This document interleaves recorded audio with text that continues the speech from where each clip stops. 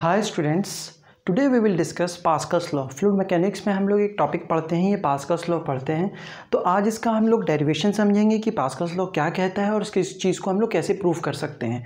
इस चीज़ को प्रूफ करने के लिए, पास्कल्स लॉ को प्रूफ करने के लिए मैंने यहाँ पे एक एग्जांपल कंसिडर किया। यहाँ पे एक बीकर है, बीकर के अंदर यहाँ पे जो रेड से मैं दिखाया हूँ ये है आपका प्रिज्मेटिक एलिमेंट है ये, ठीक। ABCFBE, this is a right angled prismatic element. यहाँ पे मैंने क्या कंसिडर किया, सिचुएशन क्या है, पहले मैं पास्कल्स लॉ बता देता हूँ कि पास्कल्स लॉ होता क्या है। पास्कल्स लॉ ये कहता है कि प्रेशर जो है किसी भी एक पॉइंट में जब फ्लूइड रेस्ट पे होता है तो in all directions pressure are same. For example मान लीजिए ये बीकर था, एक पॉइंट यहाँ पे ये है, ठीक, एक पॉइंट है, कोई सा भी एक कंसिडर कर लीजिए। तो पास्कल्स लॉ क्या कहता है कि इन ऑल डायरेक्शन, चाहे इधर इधर इधर इधर, किसी भी डायरेक्शन में pressures will be same in all directions at a point in a rest fluid in a static fluid pressure will be same in all direction. Pascal's law क्या कहता है? According to Pascal law, pressure at any point in a static fluid when the fluid is at rest will be same in all direction. किसी भी point में fluid के अंदर, किसी भी रेस्ट फ्लूइड के अंदर, कोई भी फ्लूइड जो है वो रेस्ट पे है, उसके किसी भी पॉइंट पे प्रेशर सेम होता है in all direction. Pascal's law क्या कहता है, एक कोई पॉइंट यहाँ पे कहीं पे भी एक पॉइंट कंसिडर कर लीजिए, किसी भी एक पॉइंट पे इन all directions pressure will be same. मतलब क्या हुआ, प्रेशर जो है इंडिपेंडेंट ऑफ डायरेक्शन होता है, मतलब pressure is a scalar quantity. Pressure क्या हो गया आपका, pressure is a scalar quantity. Pressure क्या हो गया हमारा, pressure is scalar quantity, pressure is scalar quantity. मतलब वो डायरेक्शन के इंडिपेंडेंट होता है, डायरेक्शन पे डिपेंड नहीं करता है, ठीक है। तो हमारा पास्कल्स लॉ मैंने बता दिया आपको। पास्कल्स लॉ ये कहता है कि किसी भी रेस्ट फ्लूइड में किसी भी पॉइंट पे इन all directions pressure will be same, pressure is independent of direction, ठीक है। अब हमारा यहाँ पे सिचुएशन क्या है, दो पॉइंट्स यहाँ पे मैंने कंसिडर किए। एक तो ये बीकर में जो फ्लूइड है वो रेस्ट पे है, दूसरा ये जो एलिमेंट मैंने कंसिडर किया है ये राइट एंगल्ड प्रिज्म है, ये एक प्रिज्मेटिक एलिमेंट है। यहाँ पे जो मैं एलिमेंट दिखा रहा हूँ ये एक प्रिज्मेटिक एलिमेंट है, ठीक। अब इसको हम लोग प्रूफ करना है, तो प्रूफ में क्या करना होगा हमको कि कंसिडर कर लीजिए एक जो ये सरफेस है ACFD, इस पे जो प्रेशर लग रहा है वो P2 हो जाएगा। BCFE, इस सरफेस पे जो प्रेशर लग रहा होगा वो P1 हो जाएगा, और ABED, इस सरफेस पे जो प्रेशर लग रहा होगा वो P3 हो जाएगा। तो प्रूफ हमको ये करना है कि P1 is equal to P2 is equal to P3। मतलब एक ये जो हमारा प्रिज्मेटिक एलिमेंट था, इसके किसी भी डायरेक्शंस पे अगर हम प्रेशर देखें तो pressure will be same in all directions, ठीक है। अब दूसरी चीज़ ये है कि हमें यहाँ पे जो प्रिज्मेटिक एलिमेंट कंसिडर करना है, ये शुड बी वेरी स्मॉल। ये प्रिज्मेटिक एलिमेंट जो है हमारा, it should be very small. ये क्या होना चाहिए हमारा, वेरी स्मॉल। अगर ये स्मॉल नहीं होगा तो फिर ग्रेविटी की वजह से वेरिएशन आ जाएगा, ठीक है। तो ये इतना स्मॉल होना चाहिए कि जो है हाइट सेम हो, डेप्थ जो है वो सेम हो। तो we will consider a very small prismatic element in a fluid which is at rest. ये जो हमारा फ्लूइड है वो रेस्ट पे है और ये एलिमेंट जो है ये बहुत छोटा है। बस इतना याद रखिए कि एलिमेंट बहुत छोटा है। अगर छोटा नहीं कंसिडर करेंगे तो ग्रेविटी का फिर इफेक्ट कंसिडर करना पड़ेगा हमको, ठीक है। तो ये बहुत छोटा एलिमेंट है हमारा, एक प्रिज्मेटिक एलिमेंट है जो कि बहुत छोटा है, ठीक। यहाँ पे हमने एरिया डिनोट किया A1 A2 A3। A1 किसका एरिया है, A1 एरिया है सरफेस BEFC का, BEFC का एरिया A1 है। A2 किसका एरिया है, A2 एरिया है ADFC, ठीक है, इसका एरिया है। और A3 जो है आपका किसका एरिया है, ADEB, इस वाले का एरिया है A3। तो ये वाले सरफेस का A2 एरिया हो जाएगा, इस वाले का A1 हो जाएगा, इस वाले का A3 हो जाएगा। θ1 θ2 यहाँ पे जो सरफेस है प्रिज्मेटिक सरफेस, उसका एलिमेंट है वर्टिकल और हॉरिजॉन्टल से, ठीक है।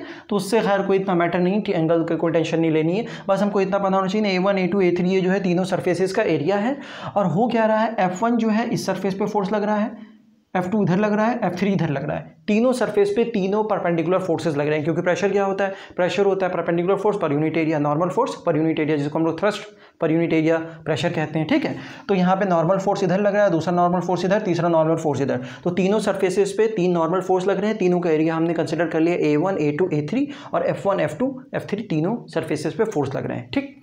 अब हम लोग इसको प्रूव कैसे करेंगे कि P1 is equal to P2, P2 is equal to P3, ये तीनों प्रेशर्स जो हैं वो इक्वल होंगे। इसको प्रूव करने के लिए हम लोग क्या करेंगे कि पहले हम लोग फोर्सेस को बैलेंस करेंगे इन इस डायरेक्शन में। मान लीजिए इसको एक्स डायरेक्शन कंसिडर कर ले अगर हम इसको, तो इस डायरेक्शन में हम लोग फोर्स को बैलेंस करेंगे।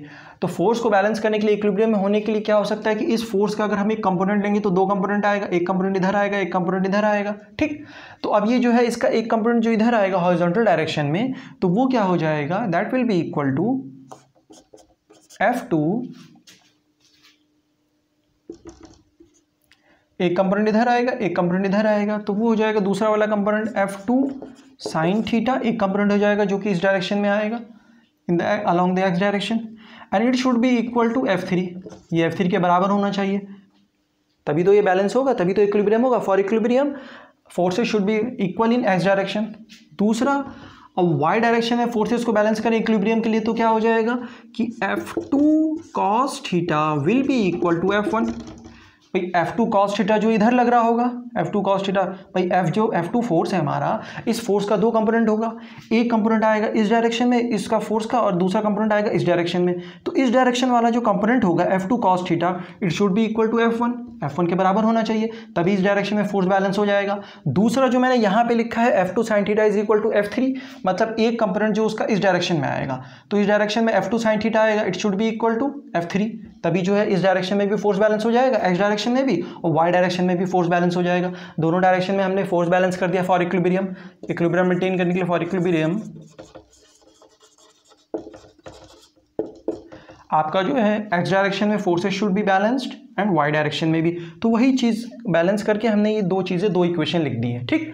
उसके बाद अगर हम एरिया की बात करें, अगर हम ज्योमेट्रिकली ले फॉर बाय ज्योमेट्री, हम लोग क्या लिख सकते हैं, हम लोग ये लिख सकते हैं कि A2 एरिया जो है, A2 एरिया साइन थीटा, इस एरिया का जो है हम लोग वर्टिकल कंपोनेंट लेंगे तो वो कितना आ जाएगा, it will be equal to A3, होगा कि नहीं होगा। अगर हम इस एरिया का एक कंपोनेंट इधर ले ले वर्टिकल कंपोनेंट, तो वो क्या हो जाएगा, A2 sine theta will be equal to A3, इसके बराबर हो जाएगा। दूसरा कंपोनेंट इसी एरिया का, ये जो A2 एरिया है हमारा, ये पूरा जो है A2 एरिया है, ये पूरा A2 एरिया है, ADFC जो ये सरफेस है ये A2 एरिया है। इसका अब हम लोग जब हॉरिजॉन्टल कंपोनेंट ले लेंगे, एक कंपोनेंट लिए लेंगे, तो वो कितना हो जाएगा, A2 cos theta will be equal to A1, ये हो जाएगा। भाई ये जो हमारा A2 सरफेस था, इस A2 सरफेस का दो कंपोनेंट ले लिया हमने, A2 एरिया जो था इसका दो कंपोनेंट ले लिया, एक आ गया हमारा ये वर्टिकल कंपोनेंट, इसको वर्टिकल मान लेते हैं और इसको हॉरिजॉन्टल मान लेते हैं। तो इसका जब हम लोग कंपोनेंट लेंगे, इस वाले सरफेस का जब कंपोनेंट लेंगे इसके अलोंग, तो it should be equal to A3, और ये जो एरिया है जब इसका हम कंपोनेंट लेंगे अलॉन्ग दिस डायरेक्शन, तो it should be equal to A1, A2 cos theta should be equal to A1 होना चाहिए। अब क्या करेंगे, जब हम दोनों को इसको आपस में एक दूसरे से डिवाइड करेंगे, जब इस दूसरे को एक दूसरे से डिवाइड करेंगे हम लोग, तो कितना हो जाएगा, F2 upon A2 will be equal to F3 upon A3। इन दोनों इक्वेशंस को आपस में डिवाइड कर दिए, साइन थीटा कट जाएगा, ये बचेगा हमारे पास। सिमिलरली यहाँ पे भी इन दोनों इक्वेशंस को हम लोग डिवाइड कर देंगे, तब जब दोनों को डिवाइड करेंगे तो कितना हो जाएगा, यहाँ F2 upon A2 is equal to F1 upon A1 आ जाएगा। ये देखिए हमारे पास दो चीज़ें आ गई, ठीक है, ये दो चीज़ें आ गई हमारे पास, एक ये हो गया, दूसरी इक्वेशन ये हो गई। अच्छा, अब हमको मालूम है कि F2 अपॉन A2 को क्या लिख सकते हैं, प्रेशर, भाई नॉर्मल फोर्स और वो एरिया, तो कितना हो जाएगा, P2 प्रेशर हो जाएगा, it will be equal to P3, इसको हम लोग इक्वेशन ए कह देते हैं। और ये कितना हो जाएगा, F2 upon A2 it will be equal to P2 and that will be equal to P1। तो ये जो है हमारा प्रेशर P2 हो जाएगा, ये हमारा प्रेशर P1 हो जाएगा। तो अब इन दोनों इक्वेशंस की मदद से, इक्वेशन ए और इक्वेशन बी की मदद से हम लोग ये कह सकते हैं ना भाई कि P1 is equal to P2 is equal to P3, यही हमको प्रूफ करना था, यही चीज़ हमको प्रूफ करनी थी, आ गया ये जो चीज़ हमको प्रूफ करनी थी, आ गया ये। P1 is equal to P2 is equal to P3 हमने कुछ नहीं किया, हमने यहाँ पे क्या किया, सबसे पहले हमने एक प्रिज्मेटिक एलिमेंट कंसिडर किया, उन तीनों एलिमेंट्स पे हमने तीन फोर्स दिखाए और तीनों का एरिया कंसिडर किया, A1 A2 A3। हमने क्या किया, एक इक्वेशन बनाई हमने फोर्स बैलेंस करके, दूसरी इक्वेशन हमने जो यहाँ पे लिखा हुआ है एरिया के टर्म्स में बाय ज्योमेट्री, ये हमारे पास दूसरी इक्वेशन आ जाएगी। पहला जो हमने फोर्स बैलेंस किया वो एक्स डायरेक्शन में फोर्स को बैलेंस किया, इधर इस डायरेक्शन में फोर्स को बैलेंस किया, दूसरा फोर्स हमने इस डायरेक्शन में फोर्स को बैलेंस किया, ठीक। इस डायरेक्शन में फोर्स को जब हम लोग बैलेंस करेंगे तो ये इक्वेशन आ जाएगी हमारे पास, F2 cos theta is equal to F1, और हॉरिजॉन्टल डायरेक्शन में जब फोर्स को बैलेंस करेंगे हमारे पास तो ये इक्वेशन आ जाएगी, F2 sin theta is equal to F3, ठीक। उसके बाद बाय ज्योमेट्री एरिया को जब हम लोग एरिया के टर्म्स में हम लोग लिखेंगे, तो इस एरिया का जो A2 है इसका एक कंपोनेंट इधर आएगा A2 cos थीटा, और एक कंपोनेंट इधर आएगा A1 cos थीटा, ठीक। एक ही हो जाएगा हमारा A2 cos थीटा, एक हो जाएगा यहाँ पे हमारा A2 sin थीटा। तो ये A2 sin theta will be equal to A3। इसका एक कंपोनेंट इधर आएगा, दूसरा एक कंपोनेंट इधर आएगा, ठीक। तो ये वाला कंपोनेंट हमारा इसके बराबर होना चाहिए और ये वाला कंपोनेंट इस एरिया के बराबर होना चाहिए A3 के। तो हमारा A2 sin थीटा इक्वल हो जाएगा A3 के और A2 cos थीटा इक्वल हो जाएगा A1 के।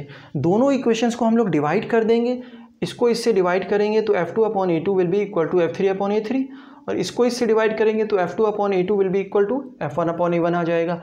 इस चीज़ को हम लोग जानते हैं ये क्या है, what is this, this is pressure. ये क्या है हमारे पास P3, ये P2 प्रेशर है, ये पूरी चीज़ P2 प्रेशर है, ये P1 प्रेशर है। तो हमारे पास आ गया P2 is equal to P3, यहाँ पे भी P2 is equal to P1 आ गया। इसका मतलब फ्रॉम ए एंड बी हम लोग ये कह सकते हैं P1 is equal to P2 is equal to P3। तो इस चीज़ से हम लोगों ने यहाँ ये प्रूफ किया, ये हमारा पास्कल्स लॉ जो हमने यहाँ ड्राइव किया है, प्रूफ किया है P1 is equal to P2 is equal to P3। मतलब इस प्रिज्मेटिक एलिमेंट के किसी भी डायरेक्शन पे प्रेशर सेम होंगे। एक इस सरफेस पे ये जो हमारा एक एलिमेंट है, इस एलिमेंट के किसी भी डायरेक्शन में अगर आप प्रेशर को कैलकुलेट करोगे तो सेम आएगा। तो पास्कल्स लॉ ये कहता है, it state that pressure at a point in a rest fluid in a static fluid in a rest fluid will be same along all direction। सारे डायरेक्शंस में प्रेशर सेम होगा। Pascal's law ये क्या कहता है कि कोई भी फ्लूइड अगर रेस्ट पे है तो उस फ्लूइड के रेस्ट, किसी भी फ्लूइड जो रेस्ट पे है उसके किसी भी पॉइंट पे, अगर इस पॉइंट को पकड़ लें हम और हम लोग प्रेशर देखें इस डायरेक्शन में, इस डायरेक्शन में, इस डायरेक्शन में, इस डायरेक्शन में, इस डायरेक्शन में, तो किसी भी डायरेक्शन में हम लोग प्रेशर देखें सेम आएगा। along all directions pressures will be same।